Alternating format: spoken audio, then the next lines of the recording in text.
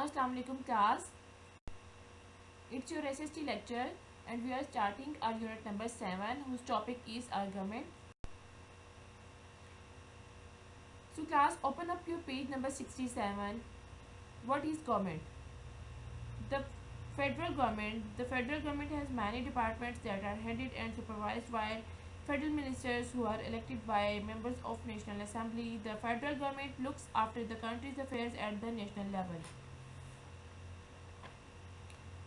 Federal government पूरे country के तमाम मामलात को लुक आफ्टर करती है।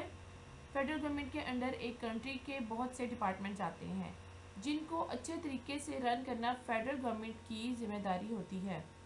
ये डिपार्टमेंट्स फेडरल मिनिस्टर्स को असाइन किए जाते हैं और हर फेडरल मिनिस्टर अपने असाइन डिपार्टमेंट की परफॉर्मेंस के लिए रिस्पॉन्सिबल होता है और इन फेडरल मिनिस्टर्स को नेशनल असेंबली के मेंबर्स इलेक्ट करते हैं।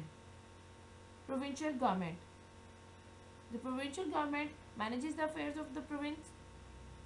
The chief minister, the head, is elected by respective provincial assemblies. The governor is appointed by the president. The provincial ministers are appointed by chief minister. Okay, provincial government एक सूबे के तमाम मामलात को manage करती है। चीफ मिनिस्टर जो कि एक प्रोविंस का हेड होता है, हर प्रोविंस को की प्रोविंशियल असेंबलीज अपना अपना चीफ मिनिस्टर इलेक्ट करती हैं। गवर्नमेंट जो है गवर्नर जो है वो एक अपॉइंट किया जाता है प्रेसिडेंट की तरफ से और प्रोविंशियल मिनिस्टर्स जो होते हैं उनको अपॉइंट करता है चीफ मिनिस्टर।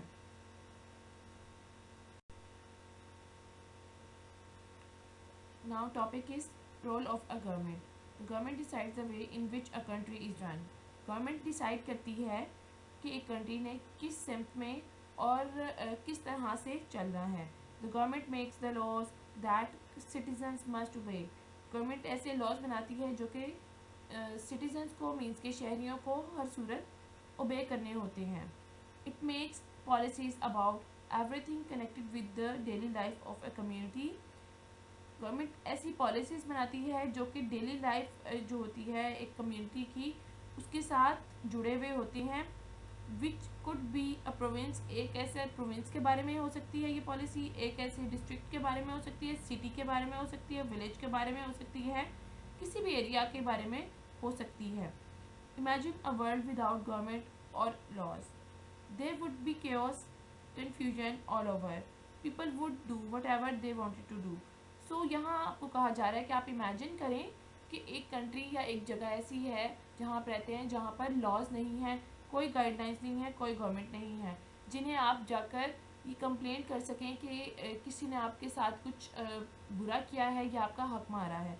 तो इस ऐसे में क्या होगा, ऐसी सूरत हाल में जहाँ कोई गवर्नमेंट नहीं है, कोई लॉज नहीं है, वहाँ क्या होगा, बहुत बेहंगम सी सूरत हाल होगी, ठीक है, और बहुत कन्फ्यूजन होगी क्योंकि जो भी किसी का हक मारेगा किसी को नहीं पता कि उसने अपना हक किस तरह से हासिल करना है, उसने इंसाफ कहाँ से जाके हासिल करना है। कोई रोकने वाला नहीं होगा, कोई इंसाफ प्रोवाइड करने वाला नहीं होगा, तो लोग जो दिल करेगा वो करेंगे। People would do whatever they wanted to do. The government protects us. Government का काम क्या होता है, वो हमें प्रोटेक्ट करती है। इट प्रोटेक्ट्स आवर राइट्स, ये हमारे हकूक़ की हिफाजत करती है। In order to get the government's protection, we have to give up some of our freedom. हमें गवर्नमेंट की प्रोटेक्शन के लिए क्या करना पड़ता है, अपने कुछ फ्रीडम, अपनी कुछ आज़ादी जो होती है वो गिव अप करनी पड़ती है, छोड़नी पड़ती है। These laws give us protection. ये लॉज जो होते हैं ये हमें हिफाजत प्रोवाइड करते हैं। When they are not obeyed, the person breaking the laws is punished. जब हम इनको ओबे नहीं करते हैं, इनकी पासदारी नहीं करते हैं, तो जो पर्सन भी इनको ब्रेक करता है उसको सज़ा दी जाती है, वो उसको पनिश किया जाता है। Sometimes laws need to be change. कई दफ़ा लॉज जो हैं वो चेंज करने की ज़रूरत होती है। The government is constantly changing and making new laws. और गवर्नमेंट का काम क्या होता है, कॉन्स्टेंटली वो लॉज को, पुराने लॉज को चेंज करते रहते हैं और न्यू लॉज के बारे में देखते रहते हैं कि किस लॉ को बनाने की ज़रूरत है और वो बनाते हैं। Now open up your notebooks and start doing a very neat and tidy work the way in which we were doing in our class. Make the same format में कॉपी आप प्रिपेयर करेंगे जिस तरह से हम यूनिट नंबर ऊपर लिखते हैं, उसके बाद हम लोग टॉपिक लिखते हैं, उसके बाद हम क्वेश्चन बहुत नीटली मार्कर से लिखते हैं। ये सारी चीज़ें तीनों हमने मार्कर से लिखनी है जब तक मैंने बोली हैं। उसके बाद क्वेश्चन के जो आंसर है वो हम पेन से लिखेंगे, which is let's come to the question. Question number 1, why do we need a government? Give 3 reason. हमें एक गवर्नमेंट की क्यों ज़रूरत होती है? 3 वजूहात दें, 3 रीजंस दें। The answer is a government decides the way in which a country run. Government ये डिसाइड करती है कि कंट्री ने किस डायरेक्शन में किस तरीके से रन करना है। We need government for making laws, for making policies, for protecting us. हमें गवर्नमेंट की ज़रूरत होती है लॉज बनाने के लिए, पॉलिसीज़ बनाने के लिए और अपनी हिफाजत के लिए, हमारी हिफाजत के लिए। Now, it's page number 53 of your workbook. It's blank number 1. The government decides the way in which a country province, district, city or village is run.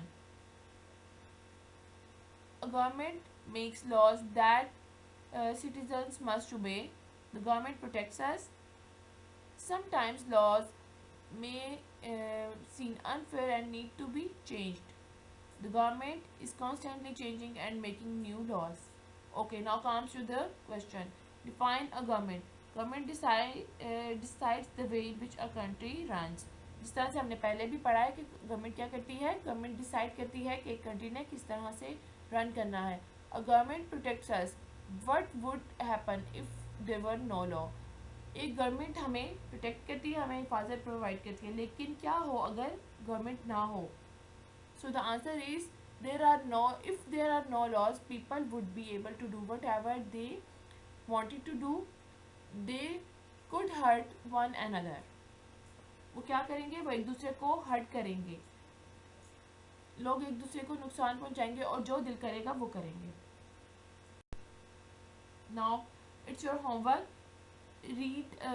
Do reading of textbook page number 67. Learn and write question number 1 on your textbook, and further is learn and write workbook page number 53. Now it's end of your lecture. Thank you, class.